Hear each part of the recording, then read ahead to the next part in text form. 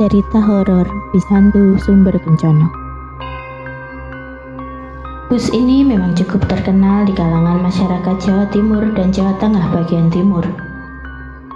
Armada bis ini terkenal karena kebiasaan ugal-ugalannya. Selain itu, angka kecelakaannya juga termasuk tinggi. Tak heran nama Sumber Kencana ini sering diplesetkan oleh masyarakat menjadi Sumber Bencana alias sumber bencana. Bahkan, suatu ketika bis ini pernah dibakar di Ngawi oleh massa karena menabrak pengendara sepeda motor hingga tewas. Ini adalah salah satu kisah nyata cerita mistis yang Anda boleh percaya, boleh tidak. Dingin, aku merapatkan jaketku. Entah sudah berapa batang rokok yang kuhabiskan menunggu bis sialan ini. Kulihat jam di tanganku sudah menunjukkan pukul 12 malam. Mataku sampai bosan melihat ke arah jembatan layang cantik.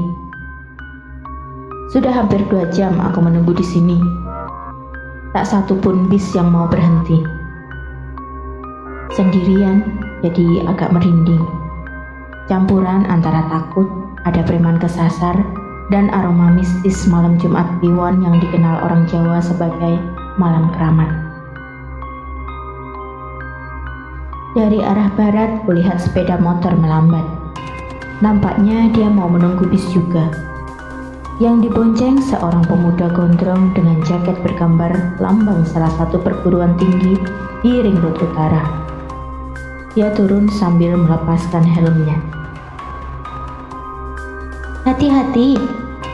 Si pengendara motor muter balik sambil melambaikan tangannya. Lumayan, ada barengan di sini.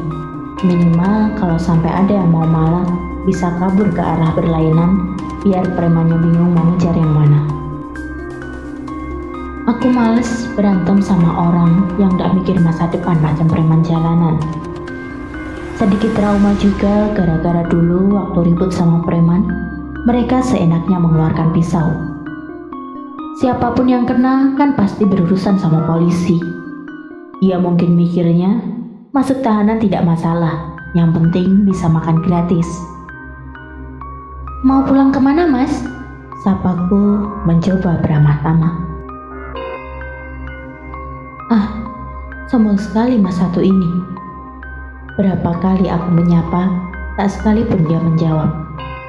Pura-pura gak dengar. Sok sibuk ngelihat arah datangnya bis di arah jembatan layang. Ini mungkin yang pernah dibilang Simbah di kampung. Wong Jowo ilang Jawani. Sudah tidak tahu tata krama. Untunglah tak berapa lama kemudian bisnya datang. Sumber Kencana. Bis legendaris jurusan Jogja Surabaya, dan kali ini bisnya mau berhenti. Si Mas Gondrong naik duluan. Lah kok aku baru naik satu kaki? Si bisnya sudah jalan lagi. Benar-benar gak sopan. Tapi mungkin memang sudah jadi kebiasaan. Karena jadwal keberangkatan antar bis yang kadang cuma selisih 5 menit membuat mereka tidak bisa berhenti berlama-lama. Khawatir mepet sama yang belakang. Tumben, baru sampai Janti saja bisnya sudah penuh. Ada 1 atau 2 kursi yang kapasitasnya 3 orang, baru ditempati 2 orang. Tapi penumpang yang ada di situ tidak ada yang menawarkan tempat duduknya padaku. Lebih tepatnya, mereka tidak bereaksi apapun saat aku permisi mau duduk. Makin lama, makin keterlaluan orang-orang ini.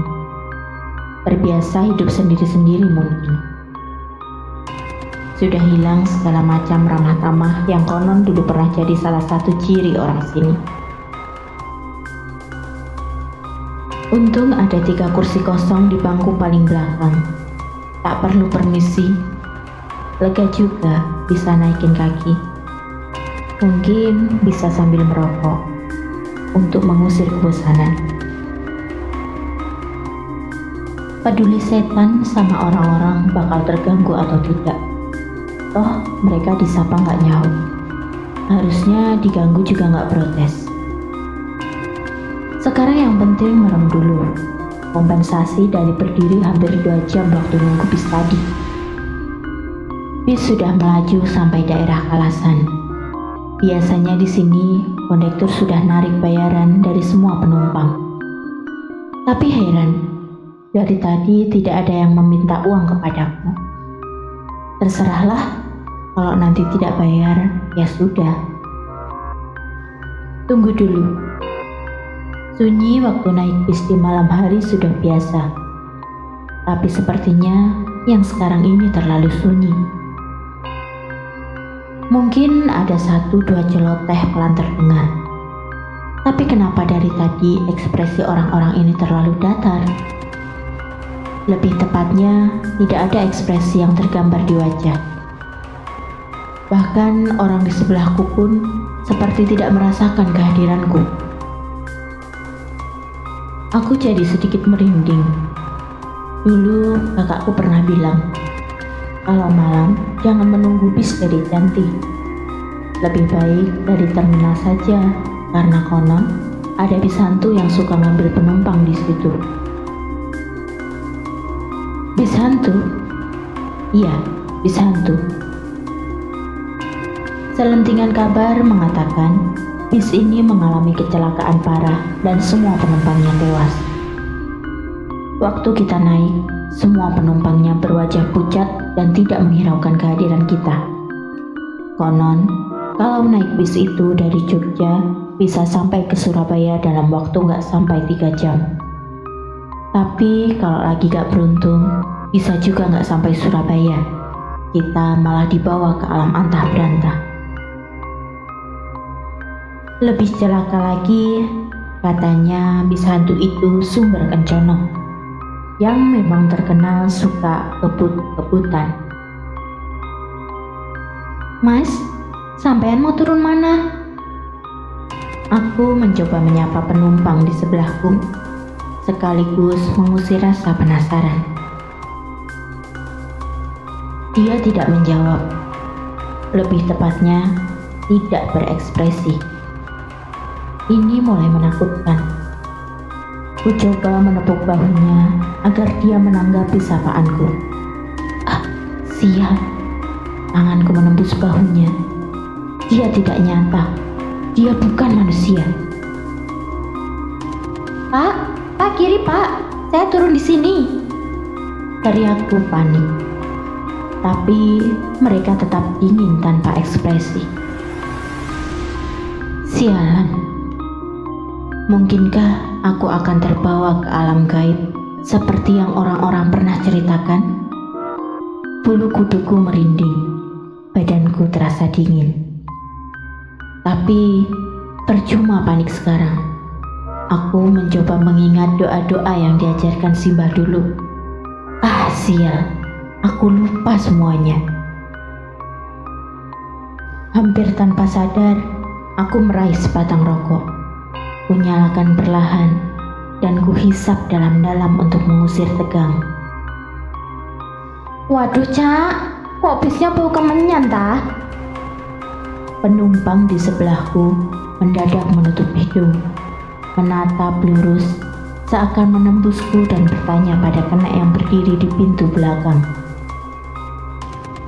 Gak apa-apa mas, kadang memang suka tercium bau kemenyan. Katanya dulu di Janti situ pernah ada penumpang lagi nunggu bis, lah kok meninggal ditusuk waktu ribut sama preman. Nah, kalau malam Jumat Kliwon kayak sekarang ini, katanya dia suka ikut naik bis. Ih, kasihan, mungkin matinya nggak tenang. Aku termangu dan bis terus melaju.